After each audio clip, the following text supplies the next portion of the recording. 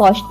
আমরা কথায় কথায় প্রায় বলে থাকি যে আমরা খুব কষ্টে আছি, কিন্তু দেখো আসল কষ্ট যারা করে তারা হচ্ছে এনারা। আমি জানি না ডেলিভারির কাজ করা কতটা ইজি, বাট আমার কাছে মনে হয় অনেকটাই কষ্টের। কারণ একটা মেয়ের পক্ষে বিশেষ করে রোদ জল সব কিছু উপেক্ষা করে কিন্তু আমাদের কাছে ডেলিভারি পৌঁছে দিতেই হয়। যাই হোক, আজকে আমার একটা প্রমোশনের পার্সেল এসেছিল, সেটা দিতেই উনি এসেছিলেন। আর সেটা দেখে না আমি ভিডিও না করে থাকতে পারলাম না।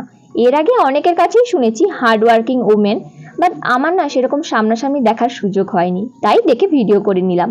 আর এই দেখো আমাদের বাড়ির গাছের ডালিম, দেখতে যতটা সুন্দর ভেতরে কিন্তু অতটাও সুন্দর নয়, মানে এতটা পরিমাণে টক হয় না কি আর বলবো। তারপরে আমরা বিকেলের দিকে সবাই মিলে চলে গিয়েছিলাম রথের মেলাতে। রথ যদিও বা অনেকদিন আগেই শেষ হয়ে গেছে, সোজা রথ উল্টো রথ সবই। এটা ছিল ভাঙা মেলা।